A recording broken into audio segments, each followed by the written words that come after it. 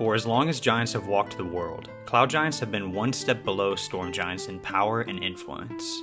Now, with the ordning dissolved, Countess Censuri believes her destiny lies buried in the past, waiting for her to unearth it. Censuri's ancient ancestors, anticipating the fall of the Great Empire, reportedly hid their magical knowledge and wealth in vaults and left markers for future generations to find them.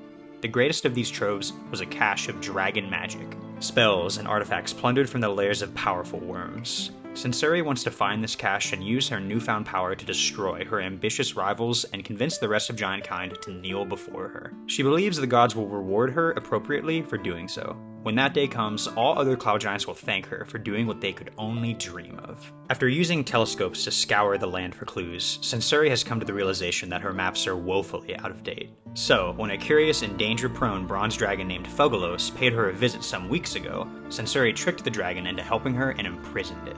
When the adventurers come knocking, Censuri is in the midst of torturing the bronze dragon for information, hoping it knows where one of the ancient Astorian markers might be.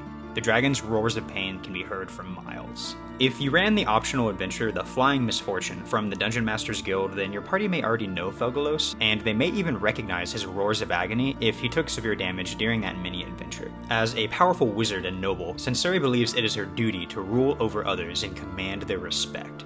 Even so, she has been forced to bow to the will of King Hecaton and the storm giants her entire life. She resents Hecaton for stifling her ambitions, and she lives for the day when the gods finally elevate her above the storm giants. The character's primary goal is to find the conch of teleportation that Hecaton gave to Censuri so they can use it to travel to Maelstrom, Hecaton's undersea citadel. But this time, there's a catch. The conch is hidden inside of Lyn secret chest created by the Countess, and only she can summon it. This alone makes Lyn Armaal one of the more difficult giant layers, as a confrontation with Censuri is inevitable.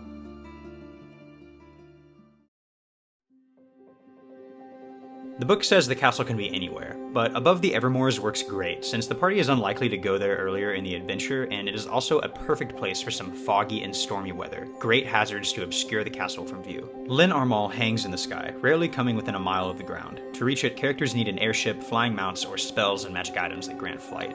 Furthermore, I would make it so the castle is obscured by a magical storm created by Censuri. When the players first attempt to find the castle, they spy a familiar sight right on the edge of this storm. A lone cloud with a tower resting upon it, shaped like a wizard's hat.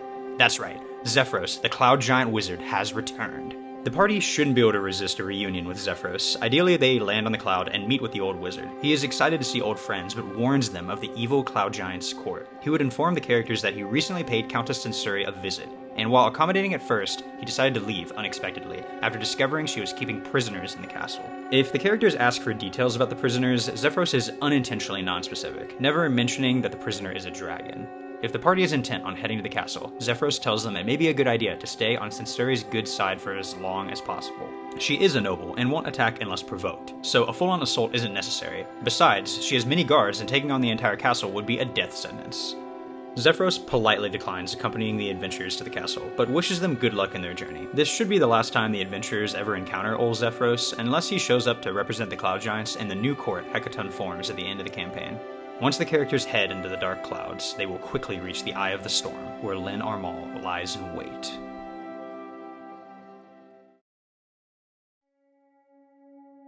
When the characters enter the Eye of the Storm, the Arakaka simulacri keeping watch should alert the Cloud Giant inhabitants to their presence. The Cloud Giants quickly rush to the defenses, and the Griffins are released and begin patrolling the skies. However, the Giants do not attack unprovoked. If the characters attack the castle without provocation or are caught trying to sneak inside, Censuri brings the castle's defenses to bear and tries to crush them, capturing those who surrender.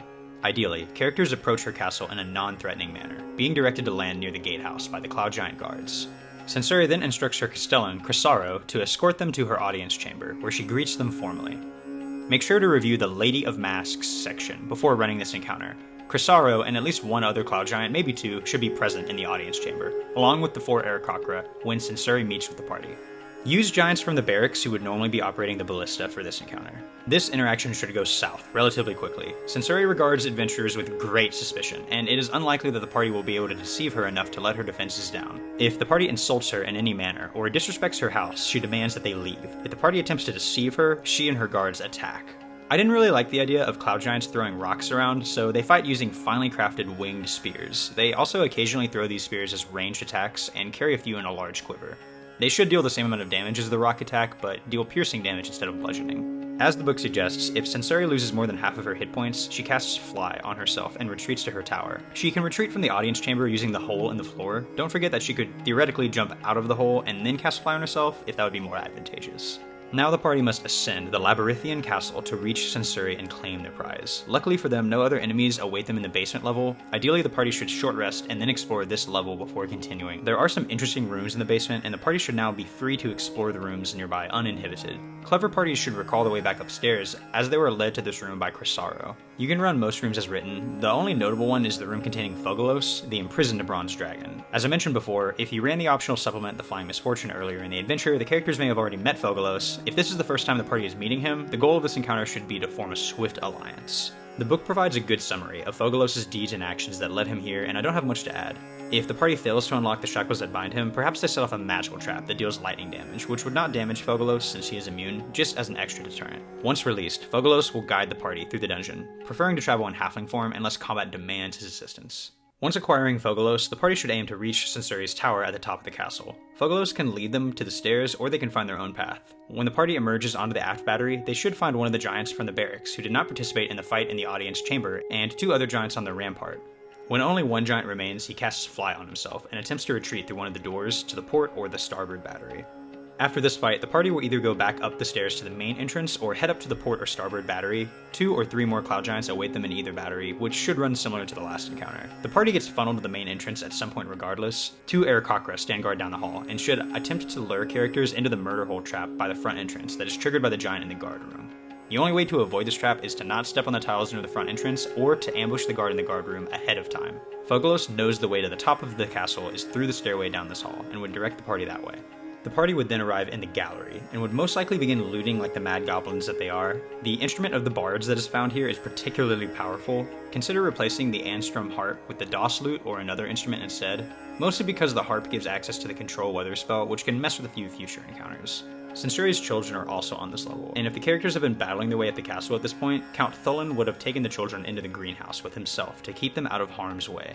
If the party emerges onto the starboard lawn, he attempts to intimidate them from inside the greenhouse. Thulin says if the party is here to deal with the Countess, they should go to her tower themselves. He will not interfere, but will defend the children with his life, animating the army of constructs to assist him if needed.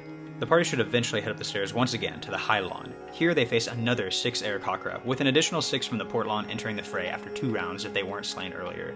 I would recommend changing that to 1 round to keep things moving. Once the birds have been taken care of, all that stands in their way is the Lady of Masks herself.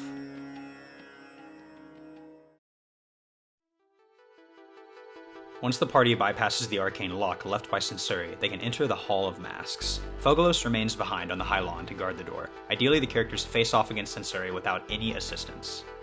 Like many Cloud Giant nobles, Sensori keeps a collection of masks. She dons whichever mask best reflects her current mood and switches masks as her mood changes.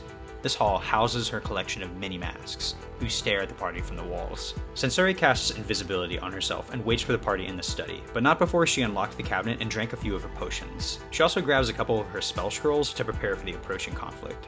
She should, at minimum, drink the potion of supreme healing and one of the resistance potions before the party arrives.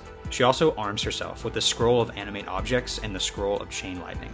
When the party climbs the stairs to the study, they see the empty potion bottles next to the ajar cabinet. Before they can react, the 2 invisible stalkers attack. Sensori should be close to the stairs, invisible, and attack at an opportune moment, before casting animate objects and retreating upstairs. She may find herself in a tight spot, in which case have her cast Reverse Gravity instead, changing out Mordenkainen's sword from her prepared spell list. She can then cast animate objects once she gets to her bedchambers in this situation. As the book suggests, she surrenders before she dies, offering the contents of her Limon's secret chest in exchange for her life. Once she summons the chest, the party can claim the Concha teleportation and travel to Maelstrom. Side note, if the party slays Sensori instead of sparing her, they would find Count Thulin with his constructs along with any remaining giants on the High Lawn when they emerge from the tower. Fogalos would currently be in a standoff with the group. Count Thulin would ask the party if they got what they came for and then demand their swift and immediate exit from the castle. If the party refuses, Count Thulin has the constructs and giants attack. Only by capturing one of the children downstairs or by bringing Count Thulin to the brink of death would cause him to surrender the castle to the party.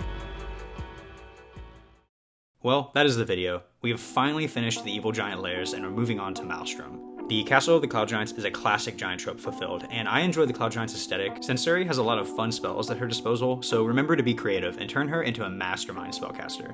As always, thanks for watching.